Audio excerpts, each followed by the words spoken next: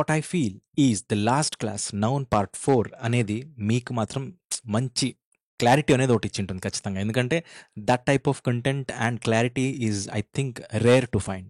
Now let us begin this video, but yes you can watch this video in 1.5 speed to save your time. I'm back. So ఇక్కడ వరకు అయిపోయింది, right? Singular ప్లూరల్లో ఈ concept ఏదైతే ఉందో అదన్నీ discuss చేసాం, taking one example, right? Next is this again ఒక చిన్న test. Mushroom though it grows in an open field is a type of fungi. A fungi called Articularia querens or quercina or whatever it is have been found in some parts of Australia. Now you see here, ఇది quercina. Yep. Now you see this. ఇందులో ఏమైనా తప్పు ఉందా అనేసి first చూడండి. రెండోది ఇది కరెక్ట్గా ఉంది, ఓకే. అది కాకుండా దీంట్లో ఏమైనా తప్పు ఉందా అనేసి ఒకసారి పాజ్ చేసి చూడండి. నేను చెప్పేస్తున్నాను, okay? Right. See simple. Mushroom ఇక్కడ మీరు చూడాల్సింది, as we're discussing noun, obviously noun ఎర్రరే తీస్తా. Mushroom though it grows in an open field is a type of fungi. ఇక్కడ మనకు డౌట్ ఏం తెలిసిన, మష్రూమ్ అనేది ఏంటి? ఇక్కడ మష్రూమ్ అనేది వస్తే ఇక్కడ singular countable, what is this? Singular verb వచ్చింది. సింగులర్ వర్బ్ వచ్చింది అని అంటే వాట్ ఇస్ దిస్? కౌంటబులా, అన్కౌంటబులా, ఇలాంటివన్నీ వస్తూ ఉంటాయి. కానీ ఇది కాదు మీరు చూడాల్సిందే, ఇంకా ఒకటి ఉంది. What is that? This mushroom అనేది it is a single. Mushrooms అని అన్నామా? లేదు, మష్రూమ్ అని అన్నాం. సింగిల్ సబ్జెక్ట్ సింగులర్ ఉన్నప్పుడు మనకు ఇక్కడ కూడా దాని రెఫరెన్స్ ఎట్లా ఉండాలి? సింగులర్గా ఉండాలి. This is fungus. Mushroom though it grows in an open field is a type of fungus. ఇది చాలామంది మిస్టేక్ చేసేది. ఈ మిస్టేక్ తప్పు చేయకుండా చూడండి. That's it up.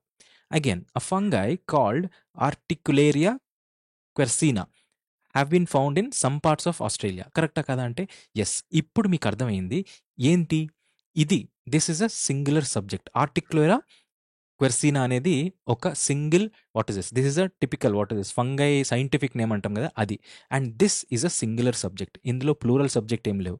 ఆర్టిక్యులేరా క్వెర్సీనా అనేది ఒక సింగిల్ ఫంగై యొక్క పేరు. ఇది మీకు ఐడియా ఉండి ఉంటుంది. అంటే పేరు కాదు, ఇది ఇట్లా రెండు మ్యాంగిఫెరా, ఇండికా ఇలాంటివన్నీ సైంటిఫిక్ నేమ్స్, ఒక పేరు చెప్తుంది, రైట్? ఇది ఒక్క సబ్జెక్ట్ గురించి అనేది మీకు తెలుసు. ఈ ఒక్క సబ్జెక్ట్ వచ్చినప్పుడు ఇక్కడ ఫంగై అని వస్తుందా?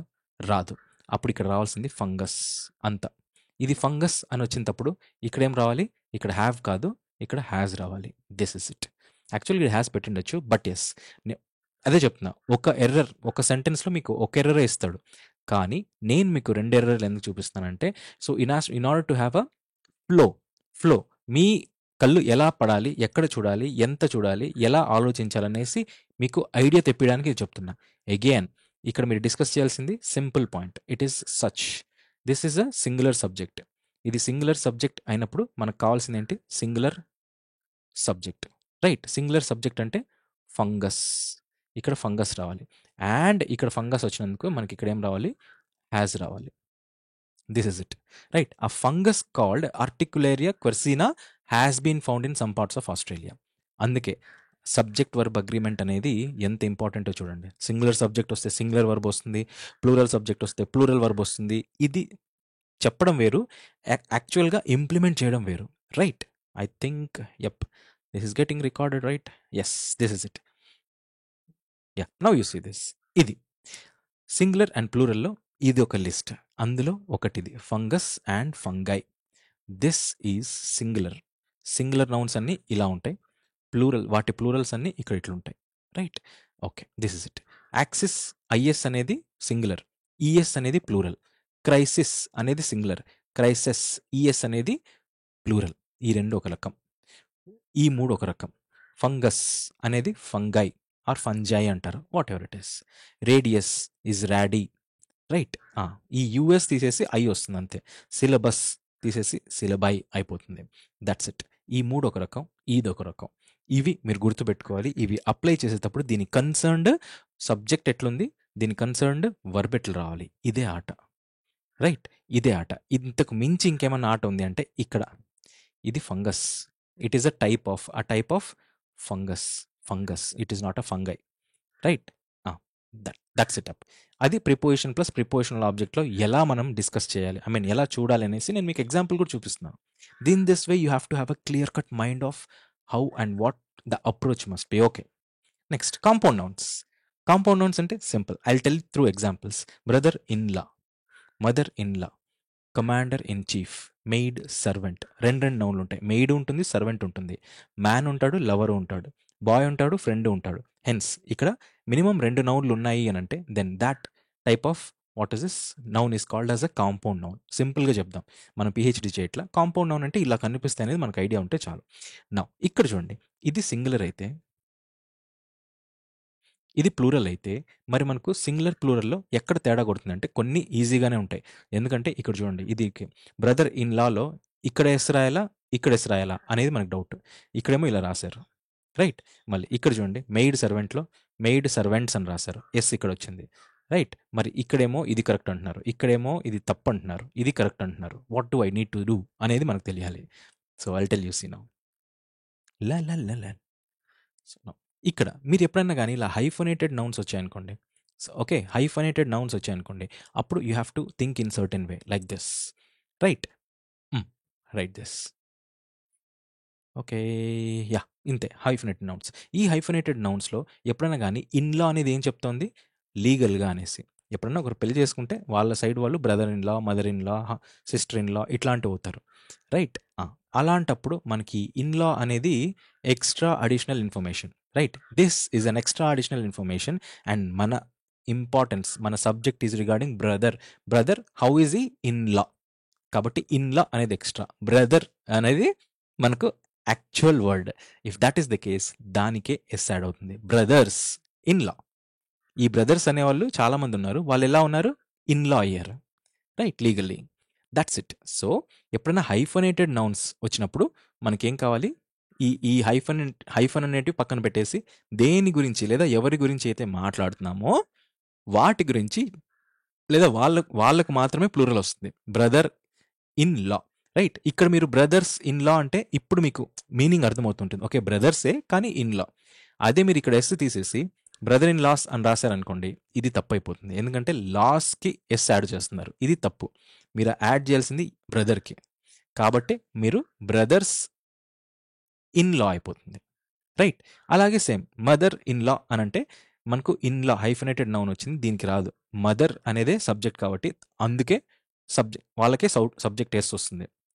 So mothers in law, this is it now. ఇలాగే commander in chief. Commander in చీఫ్లో దేని గురించి మాట్లాడుతున్నాం, చీఫ్ గురించి మాట్లాడుతున్నామా, కమాండర్ గురించి మాట్లాడుతున్నామా? ఆబ్వియస్లీ కమాండర్ గురించే మాట్లాడుతున్నాం. Hence the subject must get that letter S. Plurality అనేది ఎస్ అనేది దేనికంటే సబ్జెక్ట్కే రావాలి.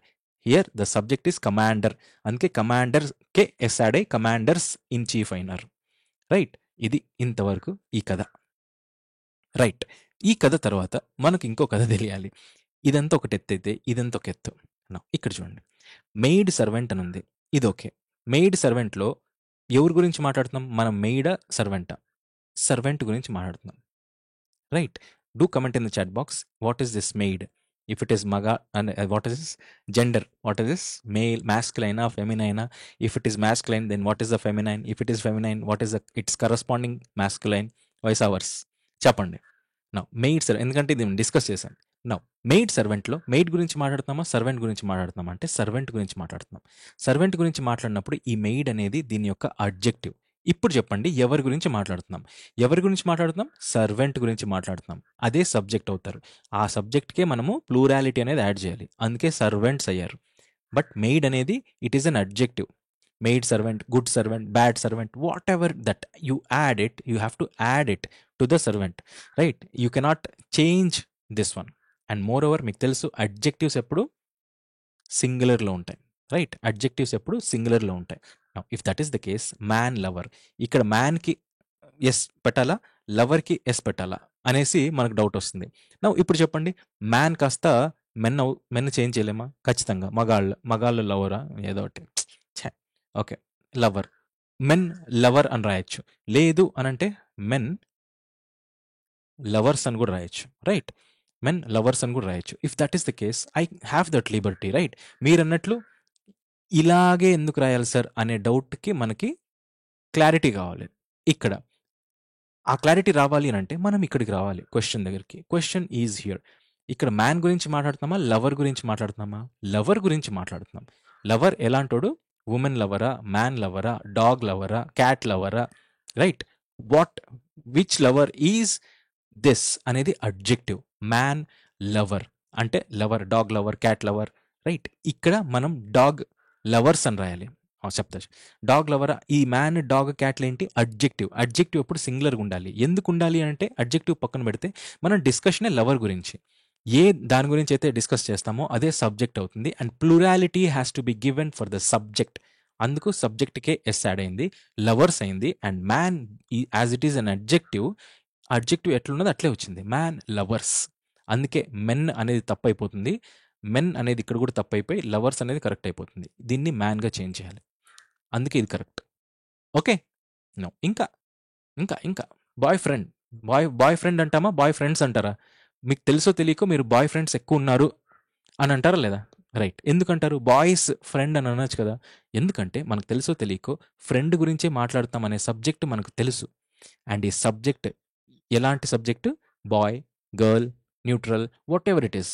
If that is the case, ఈ బాయ్ అనేది, గర్ల్ అనేది ఇవంటి ఏంటి? What are these? అడ్జెక్టివ్స్. కానీ మన subject of discussion is friend. If that is the case, plurality has to be added to subject. If that is the case, ఫ్రెండ్కి S రావాలి తప్ప బాయ్కి ఎస్ రాదు. Hence this is boy friends. Boy friends. Boy అనేది adjective కాబట్టి ఎట్లున్నది అట్లే వస్తుంది. బట్ ఫ్రెండ్స్ అనేది ఏంటి? సబ్జెక్ట్ కాబట్టి ఫ్రెండ్స్ని ఫ్రెండ్గా ఎలాగైనా చేంజ్ చేసుకోండి, depending upon singular or plural that which you need. కానీ 2 పాయింట్లు గుర్తుపెట్టుకోవాలి. ఇక్కడ బాయ్కి ఎస్ ఎందుకు రాదు అనేసి, ఫ్రెండ్కి మాత్రమే ఎందుకు ఎస్ వస్తుంది. ఇక్కడ కూడా బ్రదర్కి మాత్రమే ఎందుకు వస్తుంది, ఆర్ మదర్కి, కమాండర్కి ఎందుకు ఇన్లాకి ఆర్ లాక్ ఎందుకు రావట్లేదు అనేసి. బ్రదర్, మీకు అర్థమవుతుందా? This is it. ఇది మన యొక్క కాంపౌండ్ నౌన్స్ యొక్క కాన్సెప్ట్. రైట్? ఓకే, ఇంతేనా? యప్, ఇంతే. నెక్స్ట్ వన్, కాంపౌండ్ నౌన్స్ అయిపోయింది. నెక్స్ట్ ఇంకోటి, ఇది మనం ఫస్ట్ స్లైడ్లో చూసాము నౌన్ కైండ్స్లో. రైట్? నౌన్ కైండ్స్లోకి వచ్చేసరికి, wait a minute, what is the time? Time. Okay, shall we break it? No. Okay, start చేద్దాం. నౌన్ కైండ్స్ అనేటివి 5 రకాలని తెలుసు: proper, common, collective, material, abstract. ఇందులో ప్రాపర్ గురించి అన్ని డిస్కస్ చేసాం, బట్ మనం ఎక్కువగా ఫోకస్ చేయాల్సిన పాయింట్ ఒకటి వచ్చింది. మళ్ళీ ఎందుకు చెప్తున్నాం సార్ అని అంటే, it is simple. We are concentrating this jig jig jig jig jig jig jig jig jig jig jig jig jig. Okay, నా ఇంత దీని గురించి ఎందుకు సార్ ఇప్పుడు మళ్ళీ వచ్చింది అని అంటే, ఇక్కడ మీరు చూడండి, పెన్ అనేది ఉంది, ఎరేజర్ అని ఉంది, బుక్, స్లేట్, స్లేట్ పెన్సిల్, ఇవన్నీ ఓకే. ఇవన్నీ material nouns because these can be physically touched. Right? Physically touched. ఇది ఎరేజర్, బుక్, ఇవన్నీ. I'll give you some examples, now you think. ఇప్పుడు చెప్పండి, ఇవే మెటీరియల్ నౌన్స్లో pen, eraser, book, slate pencil కాకుండా sand ఫిజికల్గా టచ్ చేయగలరా? వాటర్ ఫిజికల్గా టచ్ చేయగలరా? ఎస్. ఎయిర్ కూడా టచ్ చేయగలరా లేదా? చెప్పండి. ఎయిర్ ఈజ్ అన్ అబ్స్ట్రాక్ట్ నౌనా, మెటీరియల్ నౌనా? అబ్స్ట్రాక్ట్ నౌన్ అంటే తెలుసు. రైట్? 5 సెన్సెస్ ద్వారా టచ్, అదే 5 సెన్సెస్ ద్వారా ఫీల్ కాలేనటువంటిది అబ్స్ట్రాక్ట్లోకి వెళ్ళిపోతుంది. నవ్ యూ టెల్ మీ, మెటీరియలా, అబ్స్ట్రాక్టా? Can you touch air? Can you, what is this, hear air? Of course చెవులోకి గాలి వెళ్తే మనకు వినిపిస్తుంది సార్ అంటే, okay, I tell you one thing. What is this? Balloon తీసుకొని ఊదండి, దాని ముందర చేయి పెడితే మీకు ఏదో దొబ్బినట్టు ఫీల్ వస్తుంది. That is because of materialistic nature of air. Hence మనకి దీన్ని బట్టి అర్థమైంది ఏంటంటే, ఎయిర్ అనేది మెటీరియల్ నౌన్. సరే, స్టార్స్ అనేటివి కూడా ఫిజికల్గా ఉంటాయి కాబట్టి these are all called material nouns. Okay, now ఇందులో మీరు బాగా చూస్తే దీన్ని ఎందుకు కింద రాసామంటే, there is a purpose. Of course ముందే చదివిన వాళ్ళకి గుర్తుంటుంది. ఇవన్నీ బాగా చూస్తే